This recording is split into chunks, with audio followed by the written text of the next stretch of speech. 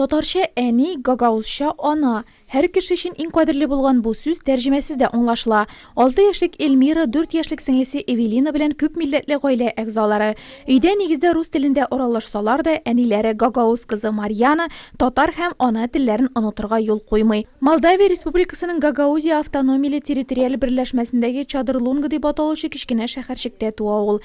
Бераздан гаиләләре белән Мурманск төбәгенең Мончегорск шәһәренә күченәләр. История моего знакомства с супругом очень интересная. Тормыш иптәшем белән танышуыбыз бик матур булды. Шул вакыттан 8 ел узып китте. Баштан Мәскәүдә яшәдек. Аннан балаларыбызны кечкенә һәм тыныч шәһәрдә үстерергә кирәк дигән фикергә килдек. Ирем үзе Нурлат шәһәреннән. Без йорт сатып алдык. Безгә биредә бик ошый. Монда яхшы кешеләр яши. Сам он из города Нурлат.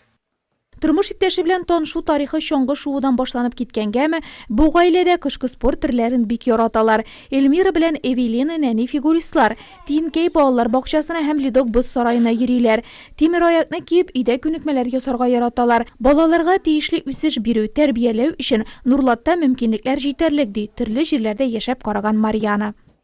В 2014 году мы поехали в Гагаузию. Я познакомилась. 2014 елда без Гагаузиядә булып кайттык. Мин иремне, туганнарым, әбием, абыйларым, апаларым белән таныштырдым. Ул барсына да бик ошады. Беренче тапкыр булачак иремнең мөселман икәнен белгәч, әти-әнием гаҗәпләнгән иде. Чөнки үзебез православие дине кануннары буенча яшибез.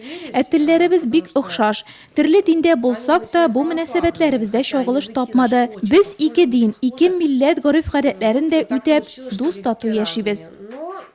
Ике төрле тел, ике төрле дин. Тик бу гаиләдә милләт арада, дин арада низаклар чыгуга юл куелмый. Алар өчен сәбәп тә юк. Гагаузия кызы белән татар егете килештереп яши белә.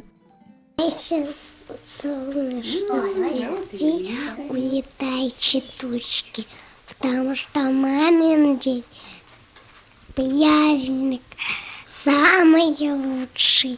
Марьяна Гагаус кызы булуга карамастан, татарлар арасында бик үз булып китте, бик тиз үз булып китте. Чөнки ул бик аралашучан, үзе бик ягымлы, тәртипле кыз.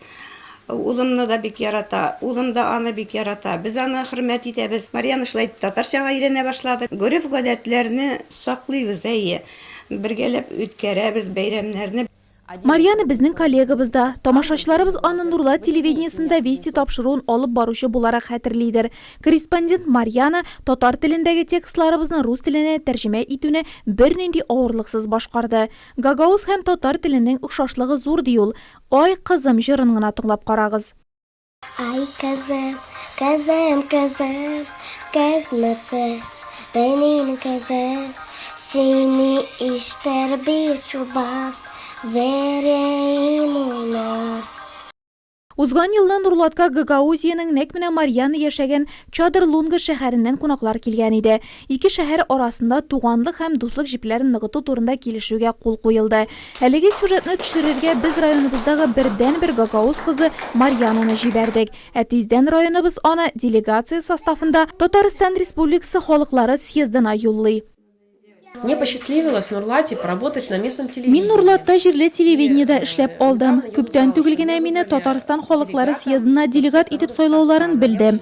Мин бик бәхетле. Гагаузияны шундый чарада тәкъдим итә алуым минем өчен зур дәрәҗә. Тик моңарчы туган якларына ерак Гагаузиягә барасы бар.